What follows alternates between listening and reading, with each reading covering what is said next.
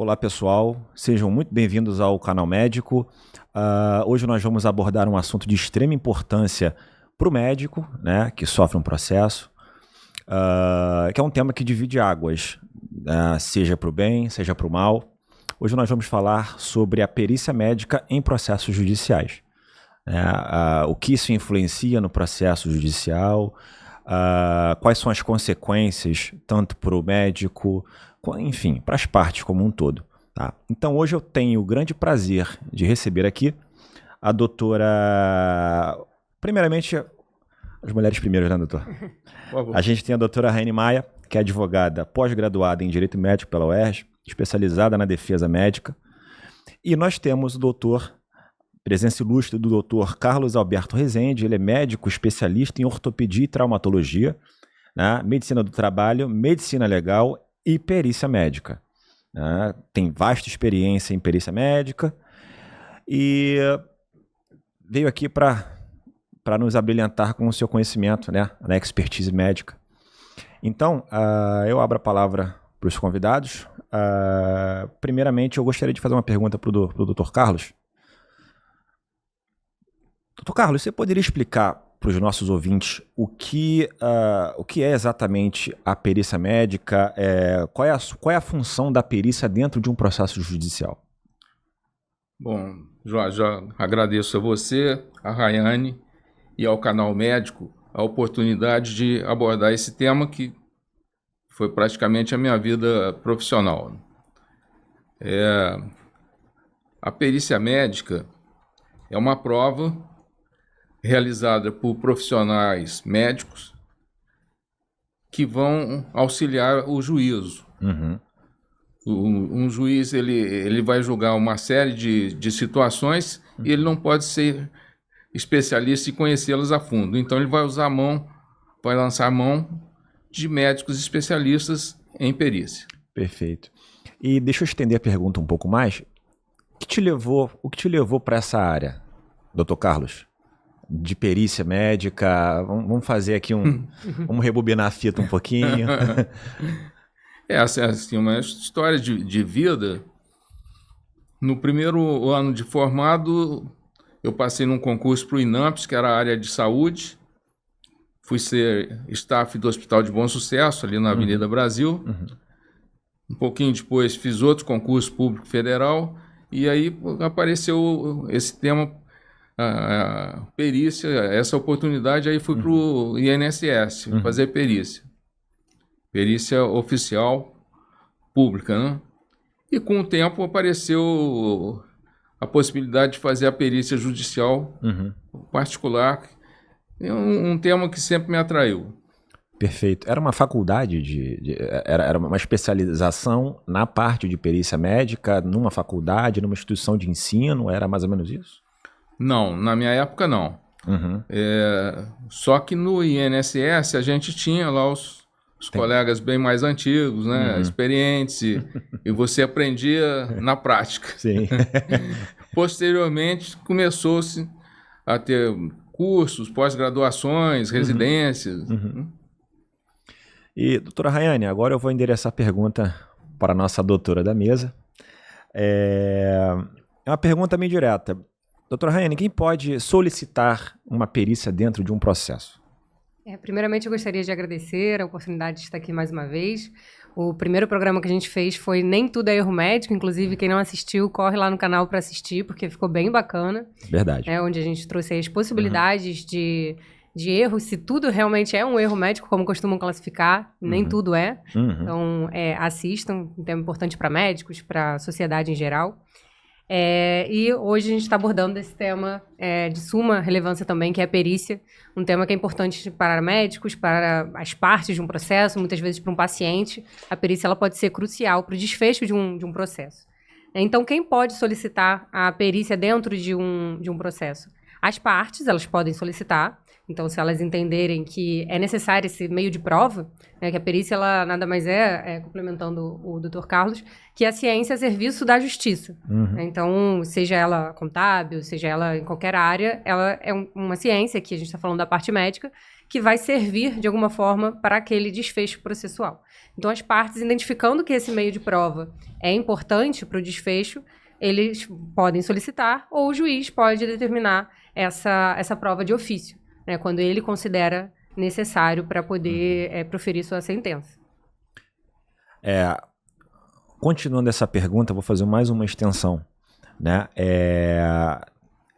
A perícia médica, ela é cabível em todo o processo judicial que envolva saúde, né? Em qual processo o pedido de perícia, a realização de perícia é mais comum?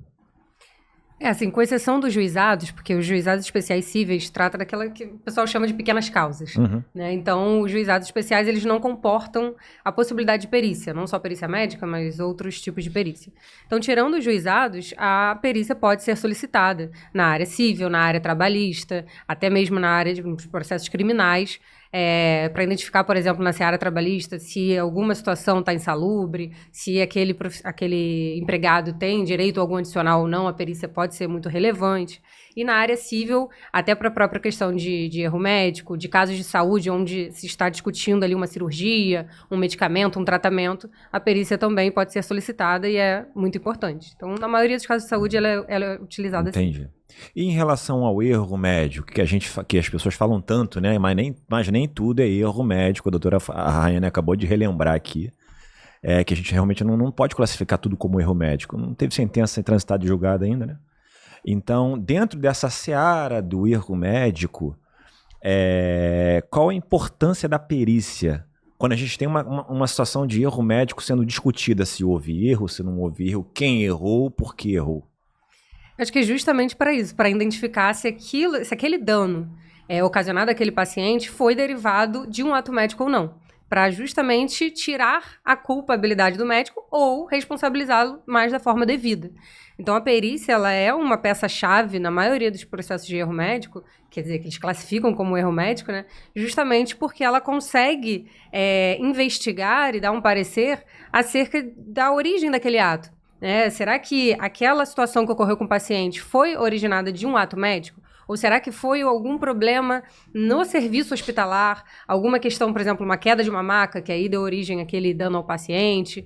Foi um ato da enfermagem? Da onde foi aquela origem, né, do dano? Então, a perícia nos processos de erro médico ela é fundamental para ter uma responsabilização correta e, muitas vezes, até evitar uma responsabilidade indevida do profissional de saúde.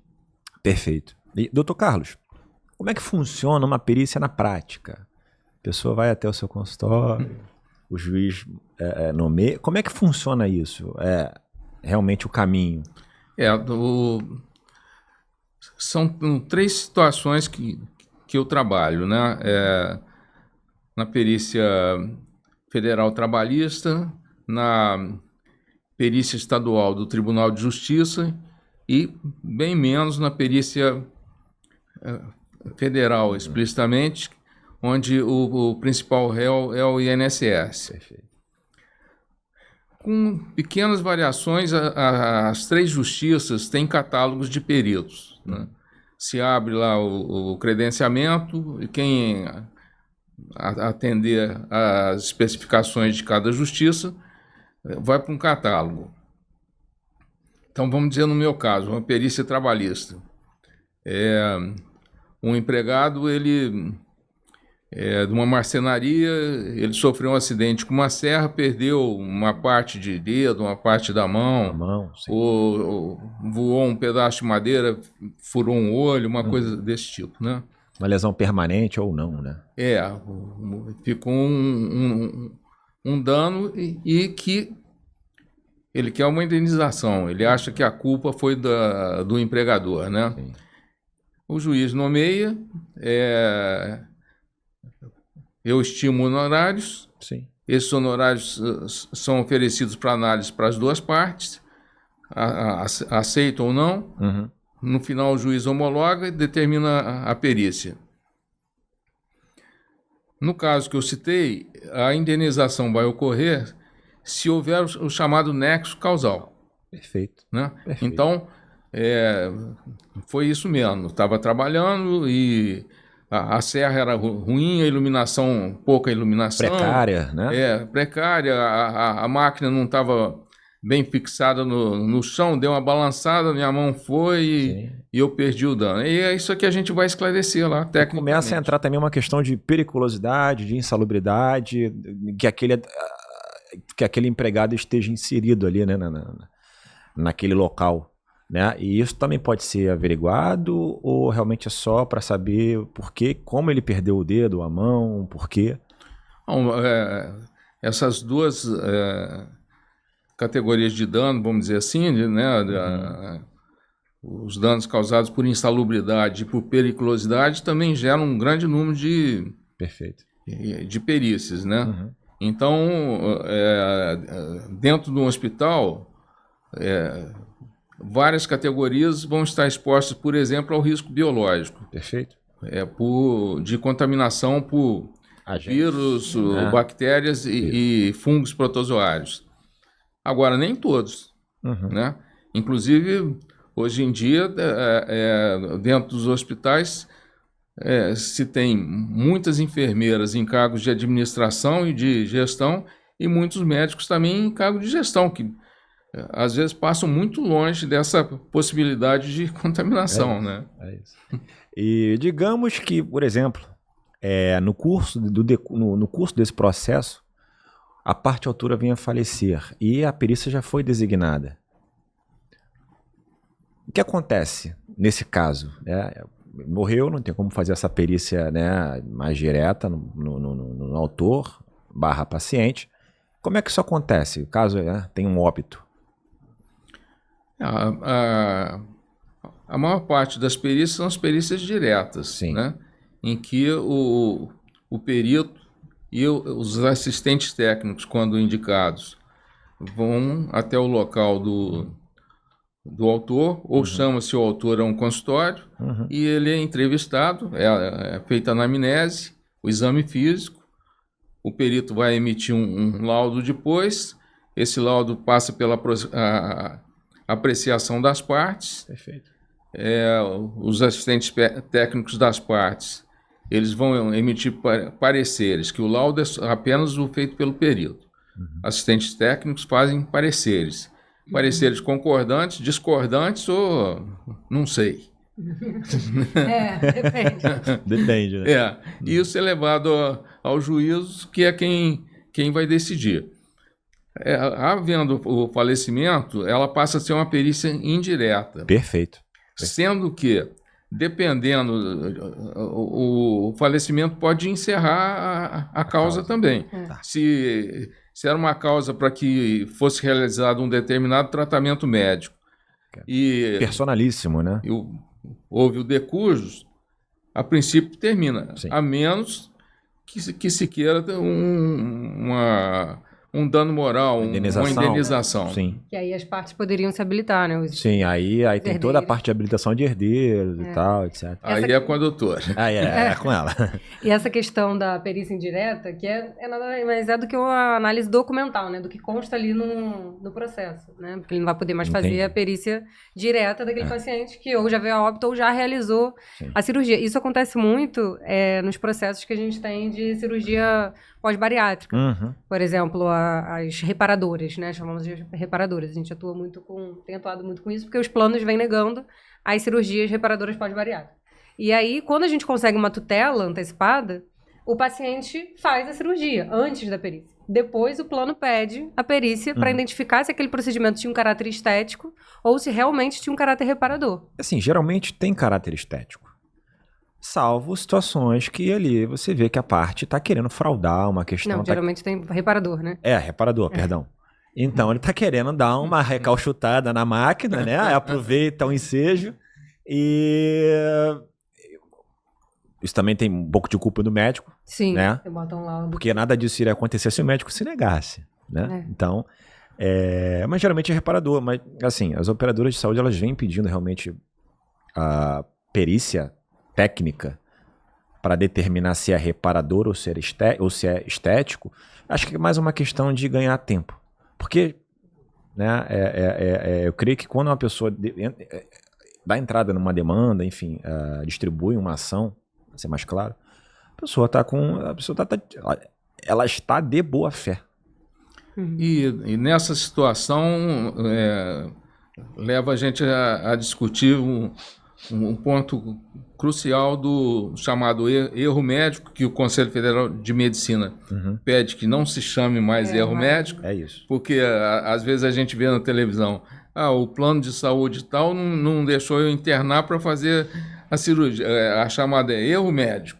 Sim, chamada O plano de saúde não deixou eu internar para fazer a cirurgia. Cadê o médico aí, né? Não, a gente até comentou no último programa. Isso é erro em saúde. Exatamente. A gente comentou no último programa. Às vezes está sendo investigado um ato de um dentista e é colocado erro médico no processo, na classificação do processo. Talvez atraia mais assim, né? Mas o ponto é a questão da prestação de serviço por meio ou por fim. Sim. Né? Quer dizer, eu trabalhei como traumatologista minha vida toda. Chega uma pessoa, um acidente de motocicleta grave, uma queda de altura, um soterramento.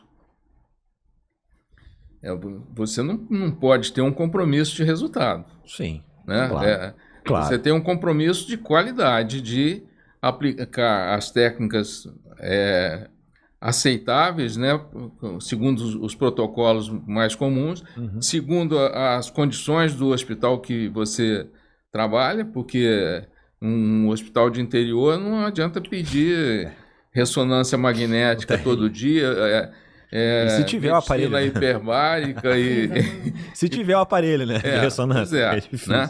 Agora, os colegas cirurgiões plásticos, opa, é verdade. Se oferecerem um narizinho bonito, verdade, vai ter que ter um narizinho bonito no final, né?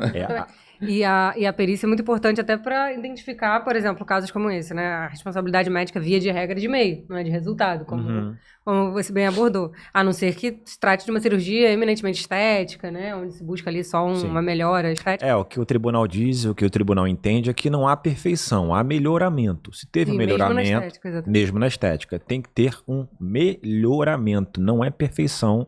Médico, cirurgião que aceita paciente querendo virar, seja o Brad Pitt, ou seja a Angelina Jolie, despeça esse paciente. Mas despeça com vontade, tá? Esse é o problema. Porque não dá para o médico assumir um resultado. Não. Porque quando ele assume o resultado, ele acaba se comprometendo. Aí sim muda a Aquele nariz nunca vai ser igual ao do Brad Pitt. Então ele vai continuar voltando no seu consultório e voltando, até que vai ensejar um processo judicial.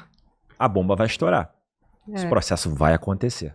Tá? Mas a perícia é importante para identificar justamente também esses casos de iatrogenia, porque a iatrogenia ela tira ali uma responsabilidade médica. Então a perícia também pode identificar. Porque assim, a perícia, na minha opinião, ela é um grande divisor de águas, seja para o bem ou para o mal.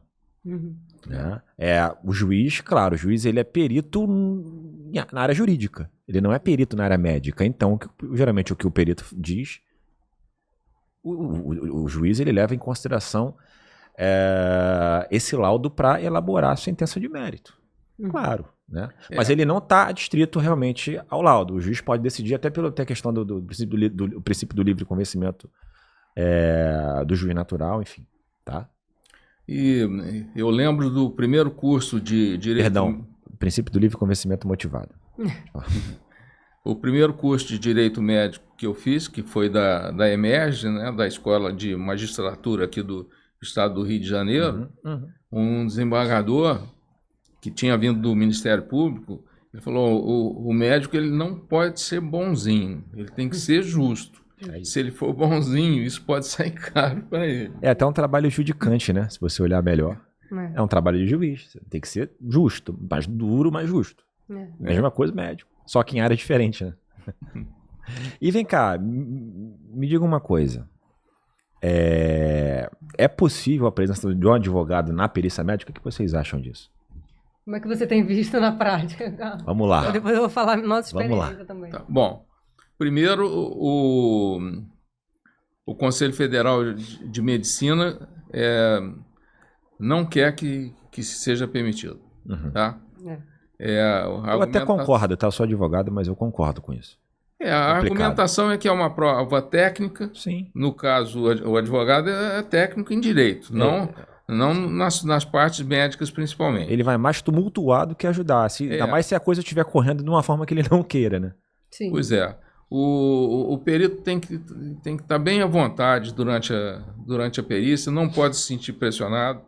Em poucas vezes pressionado eu devolvi o processo. Perfeito. Ótimo. É isso. E a gente já teve situações, né?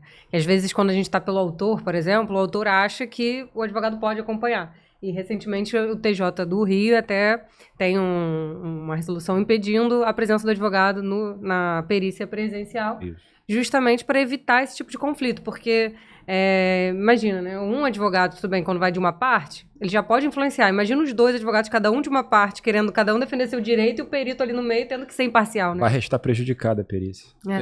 E algumas conversas entre o perito e o assistente técnico, e entre o perito e o autor, se ela for tomada em partes pelo advogado, ele vai criar uma versão que às vezes não é a verdadeira do que ocorreu na hora, né? E vai complicar. A gente tem que dar na mão à palmatória mesmo, porque isso acontece. E a gente está falando muito aqui da parte civil, etc, né? Mas e na parte trabalhista, doutora Rayane? Como é que isso... A gente acabou até adiantando um pouco, o Carlos falou, né, bastante dessa parte, o exemplo que ele deu. Mas, assim, o perito, no âmbito do trabalho, ele vai justamente identificar se aquele ambiente de trabalho, principalmente, né, tem outras situações, mas principalmente se era um ambiente insalubre, isso vai ser muito importante para identificar se aquele empregador tem ou não direito realmente a um adicional por insalubridade ou por periculosidade. Então, ele vai avaliar aquele ambiente de trabalho, vai dar o parecer dele como perito naquele assunto. Isso é muito importante para um processo onde se está requerendo um adicional ou, por exemplo, uma aposentadoria por invalidez permanente ou transitória. Ele funciona basicamente dessa forma e tem um papel, uma prova-chave, né? Nesse âmbito. Não sei se ele quer acrescentar alguma coisa. No final da semana passada, eu terminei um processo em que as réis eram um órgão público e um dos governos aqui no Rio. E quando eu sou nomeado, eu peço toda a documentação de segurança do trabalho. Sendo uma importante a ficha do empregado na empresa, porque é ali que vai se ver se ele foi contratado com alguma doença pré-existente, se ele tinha uma condição de obesidade que eventualmente ele foi colocado, exposto a determinadas situações que não poderia, né? E, olha, foram dezenas e dezenas de páginas nas contestações das duas, né? Tanto desse governo quanto da empresa contratada por ele, mas de objetivo, nada. Laudas e laudas e laudas e laudas, né? Isso é importante até para processos onde o plano de saúde está no polo passivo, por exemplo, porque quando uma pessoa, por exemplo, contrata um plano de saúde, obrigatoriedade do plano, é uma obrigação do plano, identificar as doenças que aquela pessoa tem ou teve, as doenças prévias, no momento da contratação do plano.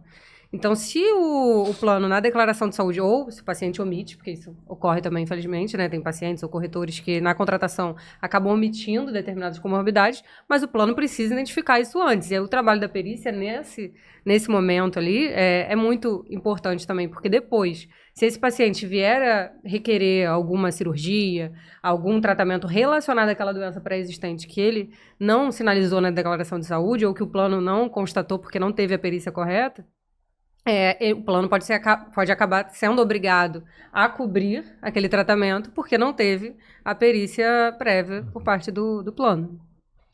Perfeito. A gente sabe também que o perito, isso é uma unanimidade, claro. A gente sabe que o perito tem que ser imparcial.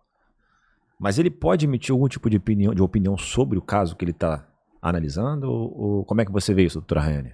assim, a visão acaba tendo que, às vezes ele vai emitir, de certa forma, uma opinião, porque é a visão dele como perito. Agora, tem sempre que lidar com o máximo de imparcialidade, não ir para um lado ou outro. Dar a visão dele técnica, né, o parecer dele técnico, de acordo com a visão médica, no caso de saúde, do que ele está enxergando ali naquela situação, para que possa contribuir com o desfecho do caso, né, e com a sentença. Não sei o que você acha. Até pelo... Vou ter que citar um artigo, não sou advogado, mas... Não, pode ficar à vontade. O 473 do Código de Processo Civil, né?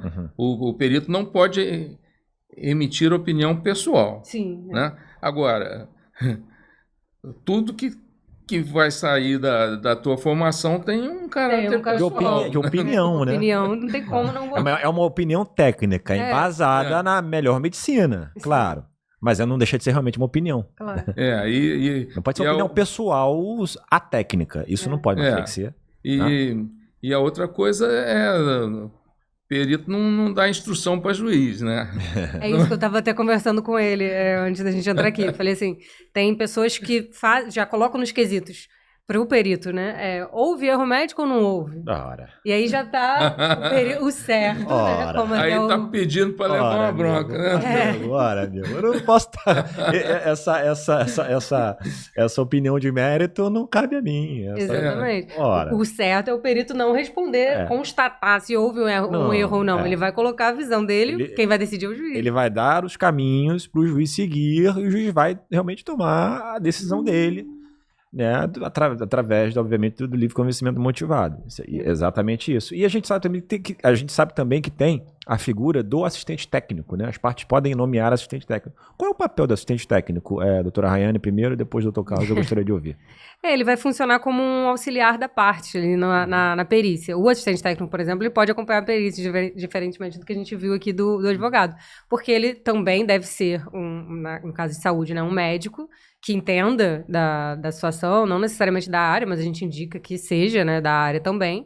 As partes é que indicam, então, diferente do perito que é indicado e nomeado pelo juiz, o assistente técnico, a própria parte, nomeia. Então, pode ser um profissional de confiança dele, pode ser alguém que ele escolha e ele que vai pagar diretamente, né, esses honorários para ter essa assistência. Então, como o próprio nome já diz, né, uma assistência à perícia. Ele pode olhar o laudo depois do perito, além de acompanhar a perícia, impugnar esses laudos, formular quesitos suplementares também em conjunto com o representante da parte. Então, é bem importante. Eu ia até fazer essa pergunta para o doutor Carlos também, mas eu vou fazer uma melhor. Né? A doutora Rayane já respondeu essa parte. Né? Doutor Carlos, já aconteceu algum entreveiro com algum assistente técnico, com um colega, dentro de uma perícia? Acho que no seu tempo de atuação, isso deve ter acontecido por diversas vezes, né? Já. Eu só vou pegar um pouquinho do gancho da doutora Rayane. Que nós chegamos a falar, alguma possibilidade de um caso mais objetivo, né? Então, eu também faço assistência técnica, né? Sim. E fui contratado por um plano de saúde e uma família de usuários desse plano de saúde mudou do estado do Rio para o interior de São Paulo, para Campinas. E uma criança... fez um quadro de insuficiência respiratória aguda grave, foi levado para uma clínica em Campinas e alguns dias com a evolução não muito favorável, mas sendo tratada no hospital conveniado por esse plano de saúde. Os parentes que tinham ligação com um dos principais hospitais de São Paulo, o que significa hospital de custo muito alto, foram lá com uma ambulância tirar essa criança, com os recursos diagnósticos desse hospital mais sofisticado. O diagnóstico saiu rápido, foi feita uma cirurgia e, a princípio, esse plano de saúde recebeu uma conta enorme. Nossa. Que ia causar um problema muito sério. Quando eu fui ver, a criança tinha, desde que nasceu, tinha problemas de deglutição, irritabilidade, né? Tinham mais de um dedo em cada mão, quer dizer, já vinha um quadro genético alterado, né? E no fim, com o parecer que eu fiz, e a perita lá de São Paulo aceitou, na verdade, a família que deveria ter tomado as providências antes, e não ter deixado chegar até aquele ponto, né? Então, esse parecer de assistente técnico causou, assim, diminuiu o custo dessa situação para o plano de saúde, mas muita coisa, né? Então, o assistente técnico tem essa importância. E a troca de conversa técnica com o perito, né? Sim, Que ela fala, olha, você viu bem isso assim, né? Ele pode chegar para mim e falar, olha, você não se mete nisso, que... Como os entreveiros, assim, às vezes tem um mais espaçoso que a gente, com o tempo, vai aprendendo isso, né? Mas com o tempo, a gente vai aprendendo a ter um pouco mais de jogo de cintura, né? Né? Como propriamente a gente vê muito disso entre os advogados, né? Muito. Mas eu falar, eu não concordo. Não concordo, problema teu. Bota no teu parecer aí e pronto, né? E às vezes tem... só que acaba ficando um grupo que se conhece, que se convive, se respeita, né? Então, um ou outro que chega de fora que pode levar a isso, né? Entendi. Sim. E, doutora Rene, caso esse laudo pericial não chegue a uma conclusão ou não alcance, né, o que os quesitos pediram, né, o que as perguntas que foram feitas pelas partes, o que pode acontecer? Tem algum meio de contornar um laudo que não atenda, né, ao que foi pedido? Sim. Depois que há o parecer, né, do laudo pericial, é juntado aos autos, né, ao processo, o juiz sempre dá a oportunidade das partes se manifestarem. Então, os representantes, no caso dos advogados, vão se manifestar. Se tiver assistente técnico, o próprio assistente técnico pode formular quesitos suplementares em conjunto com o representante para poder juntar os autos, e esses quesitos suplementares é justamente para tentar forçar, entre aspas, que o perito responda tudo que precisa ser esclarecido naquele caso. Ou até mesmo impugnar o laudo. Então, o laudo ele pode ser impugnado na sua integralidade, em partes, algumas questões, e aí o perito vai ter que se manifestar. O juízo, provavelmente, ele vai dar um despacho, né, para que o perito se manifeste sobre essa impugnação, e ele vai ter que se manifestar de alguma forma. Perfeito. Eu sei que a gente também já falou sobre a questão da vinculação da decisão do juiz com o laudo. Alguma coisa que você ainda queira acrescentar, doutora Rene, sobre essa questão, né, de se o juiz está vinculado ou não a esse laudo, né? E também qual é o impacto desse laudo na decisão final dele? A gente também já falou um pouquinho, mas se abrir uma oportunidade aqui para uma última... Sim, porque muitas pessoas entendem assim, o juiz ele é obrigado a seguir o laudo pericial ou não. Você já adiantou, ele não está vinculado ao laudo, então ele não é obrigado a seguir o que consta no laudo pericial. Só que o que a gente vê na prática, né, o doutor Carlos com certeza vê isso também, é que o juiz acaba seguindo, sim, o que consta no laudo, na maioria das hipóteses, a não ser que ele identifique que há uma parcialidade ou que há algo muito claro ali que a perícia está indo na contramão. Agora, fora isso, o juiz segue geralmente o que consta no laudo, porque, justamente como foi já adiantado aqui também, o juiz ele não tem o conhecimento técnico médico. Ele não é médico, ele não tem conhecimento da situação, ele tem conhecimento jurídico. Assim como o advogado. Então, o perito ele entra com essa parte técnica, com a ciência, a favor ali da justiça, para que deixe a situação a situação médica, técnica médica, mais clara, para que o juiz consiga julgar de forma mais embasada, mais fundamentada, sem esses erros. Perfeito. Uma situação que tem acontecido atualmente os juízes têm nomeado outras profissões, não médicos, né? E profissões da área de saúde.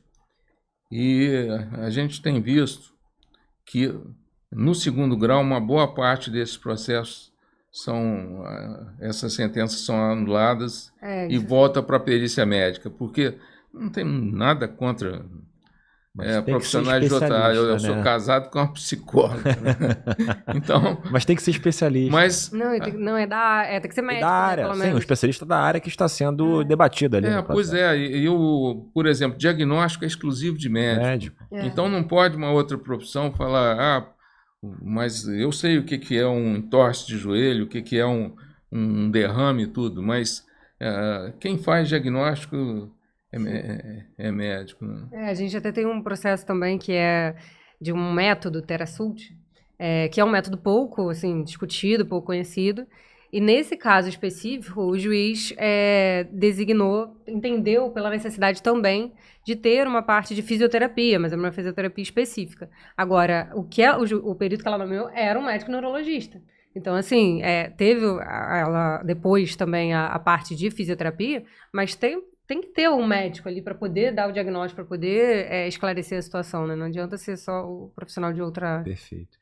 E, doutor Carlos, para aquelas pessoas que estão pensando em atuar com perícia médica, né, ou pessoas que precisam pagar um perito dentro de um processo judicial, como é feito? Esclareça para a gente como o perito é remunerado nesses casos. Tá. Como é que o dinheiro chega no bolso? A parte importante da perícia. Opa!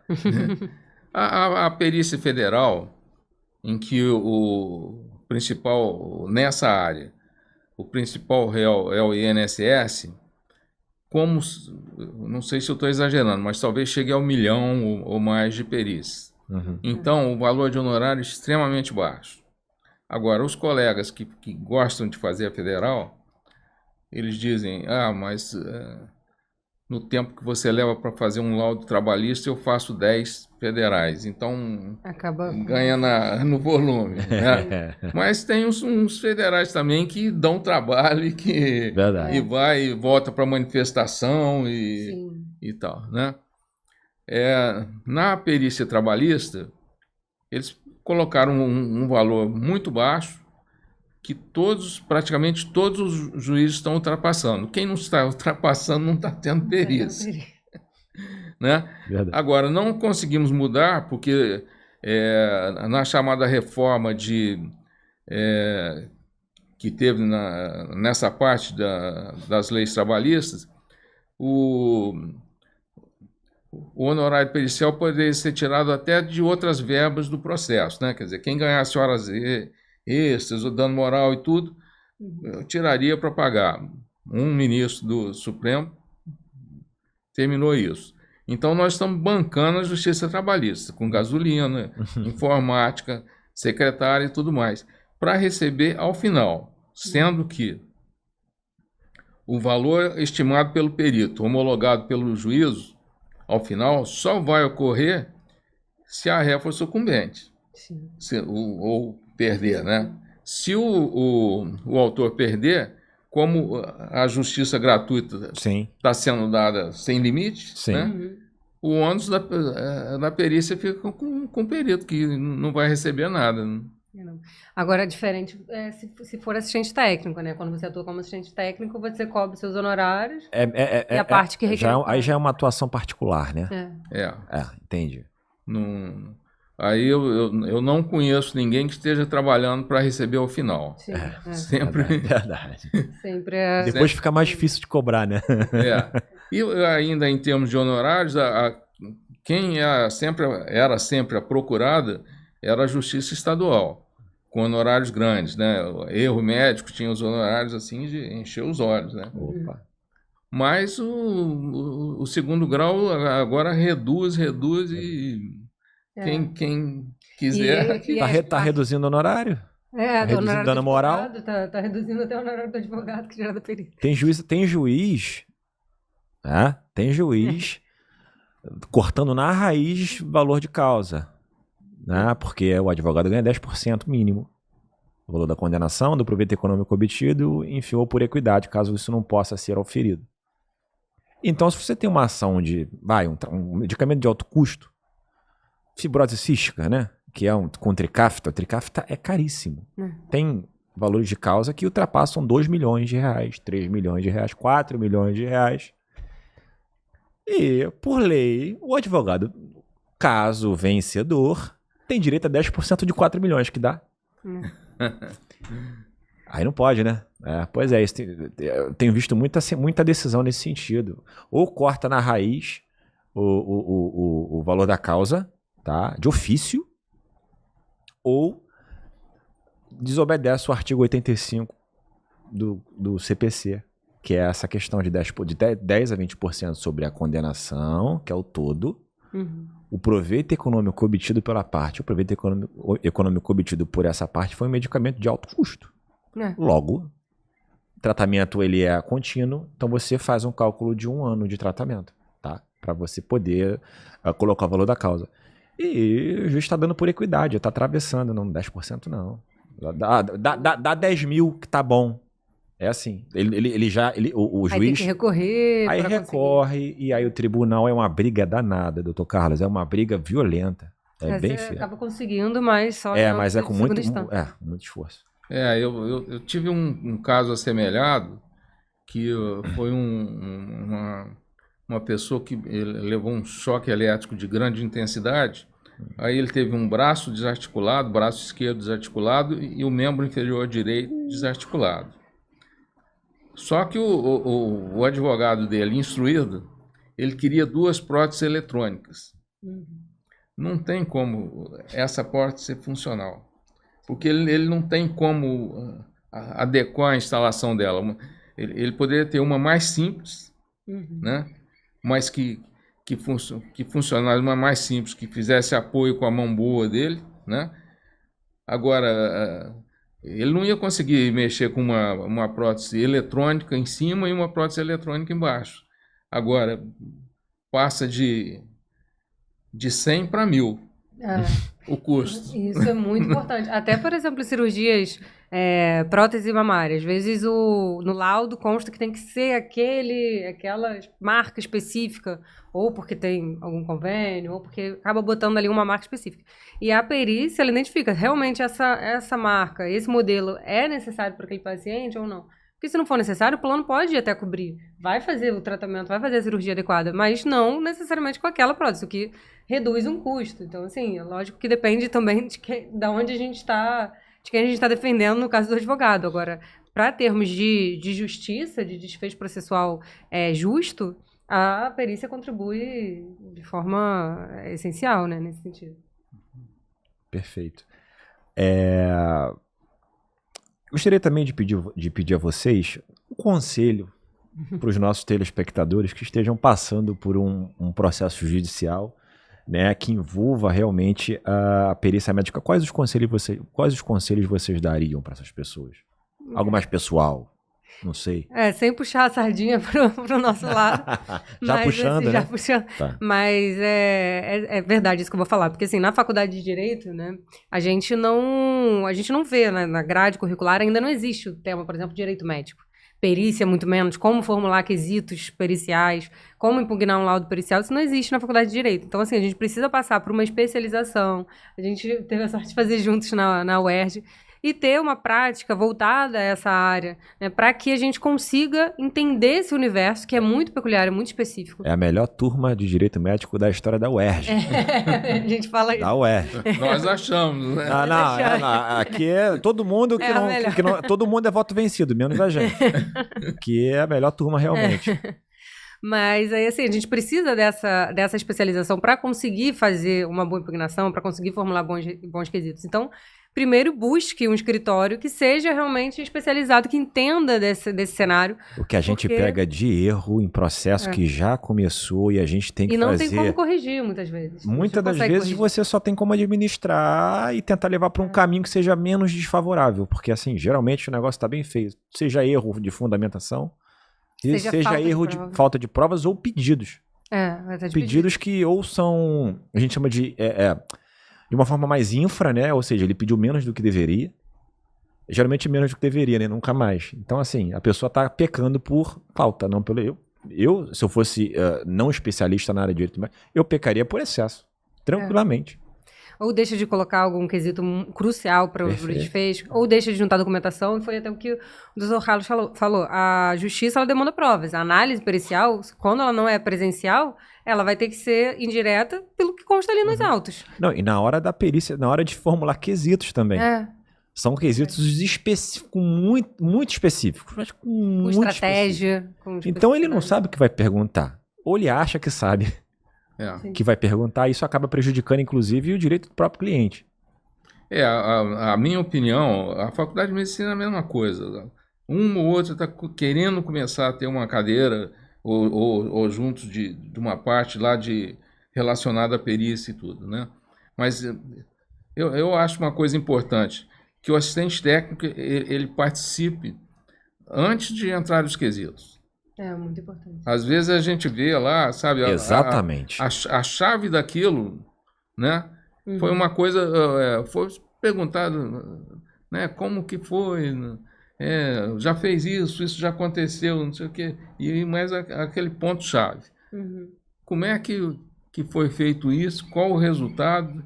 E até onde poderia chegar isso, né? Para não entrar na história de perda de uma chance e complicando assim, né? Uhum. E outra coisa que eu acho importante é que, com frequência, o advogado de uma das partes questiona o perito nomeado pelo juízo em função da especialidade. A especialidade ela pode ser boa, mas é melhor um especialista em perícia que vai lidar com protocolos e buscar como aconteceu o desenrolar do problema e que vai ter que ser exposto ao juiz, do que um grande especialista que entra no processo perdido. Sim, que não sabe como funciona ali, né? E entra ali como se fosse, olha, isso aí é comigo, eu conheço isso aí, né? Só que é travado nas etapas do processo, né? Sim, não sabe o funcionamento das etapas processuais. Você pode saber muito da área, mas não tem a capacidade técnica de perícia, né? Não tem o conhecimento, a formação como perito. Já passou o laudo, a manifestação das partes, manifestação que o juiz... Não, mas eu quero ir lá agora e vou falar isso, né? Vai falar quando? Já passou, né? Passou. Exatamente. Quer acrescentar alguma coisa, doutora Raine? Porque a gente, né, já estamos no badalado sino. Acho que não, só para encerrar mesmo. Tá, então pessoal, infelizmente, né, a gente vai encerrar o nosso... Epa, travou. Eita, Ô, no muito finalzinho. bem, cara. Vamos fazer um silêncio aí que eu já corto de quando ele Tá. terminar a fala dele. Tá. Como te perguntou para ela se ela queria acrescentar alguma coisa, ela falou que não. Aham. Aí eu não. Não, porque eu ia acrescentar só no final, tá? Então você quer já partir pro final, então. Já agradece. Eu vou falar infelizmente, tá? Infelizmente, né? Enfim. Estamos chegando ao fim. Então é isso, pessoal. Estamos chegando ao final do nosso episódio, muito obrigado. Aí, deixa que eu sigo. Olhando, então, Aí a gente vai agradecer, tá? olhando para ele, então, Ah, para tá. perder a continuidade. Então tá, atenção, marca 3 segundos, quando você quiser, Jorge. Bom, então a gente está chegando ao final, né, desse episódio. Eu gostaria de agradecer muito a presença dos doutores aqui. Eu acho que o mais importante da conversa é o compartilhamento de conhecimento. Eu acho que isso foi feito hoje de maneira brilhante, né? Eu particularmente gostei muito. Espero que os nossos telespectadores também tenham gostado, né? E eu queria agradecer também, né, por vocês compartilharem com a gente um pouco do conhecimento, né, que vocês adquiriram aí durante décadas, anos. Vou falar décadas não, porque, né, complica, né? Pelo tempo desse conhecimento adquirido pelo tempo realmente de trabalho, né, de aperfeiçoamento profissional, técnico, e também ajudar a esclarecer esse que é um tema importante e complexo, né? Então, doutora Raine, tem alguma coisa que você gostaria de acrescentar, de adicionar? Fica à vontade, a palavra é Só sua. agradecer mesmo a oportunidade de poder compartilhar conhecimento e aprender mais, que a gente sempre sai daqui aprendendo mais, né, com a experiência, acho que isso é, como você falou, é muito importante, compartilhar o conhecimento e trazer essas informações para a sociedade em geral. Eu vejo que a questão da perícia é uma dúvida não só de autores, não só de pacientes, mas também até de muitos médicos que não passaram por processos judiciais e que às vezes se veem ali como réus em um processo, eles não sabem como funciona a perícia, não sabem se precisam ou não contratar assistente técnico, o que é o assistente técnico. A gente tem alguns processos que a gente faz a defesa do médico, e que o médico muitas vezes chega até a gente, mas eu preciso contratar? Qual é o assistente técnico? Mas já está tendo a perícia, então o que seria o assistente técnico? E aí a gente precisa esclarecer isso, a importância disso para o desfecho da ação, para uma eventual responsabilização do médico ou do outro profissional de saúde, ou até mesmo do paciente, né, em busca de um tratamento, de um medicamento. Então, eu espero ter contribuído, né, com esse tema, e agradeço também a presença do Dr. Carlos. Perfeito. Alguma coisa a acrescentar, doutor Carlos? Algum agradecimento especial? Não tenha dúvida. Olha a esposa, hein? Agradeço a Rayane, ao Jorge. Tivemos 3 anos de uma boa convivência na UERJ. Todos Muito os boa. sábados. Absolutamente profícua. Perdemos todos os sábados durante 3 anos, mas para mim adiantou muito. Antes, o processo para mim era outra coisa, né? Então, aprendi, agregou muita coisa, né? Agradeço muito a oportunidade e agradeço ao Canal Médico também, que vai divulgar as nossas opiniões. Nem todos vão concordar com elas. Viva a democracia, é verdade. Então, eu gostaria de agradecer a todos os ouvintes. Muito obrigado pela audiência de vocês. Se você gostou desse episódio, curta, comente e compartilhe. Tá? Estamos aqui à disposição de todos. Deixem perguntas aí na seção de comentários. Se tiverem uma dúvida mais específica, segue lá o nosso Instagram, @advogandocomsaúde, tá? Para dicas aí sobre a atuação médica, né? É uma página muito rica. A doutora Rayane aqui é a protagonista total e completa desse canal. E, pessoal, até o próximo episódio.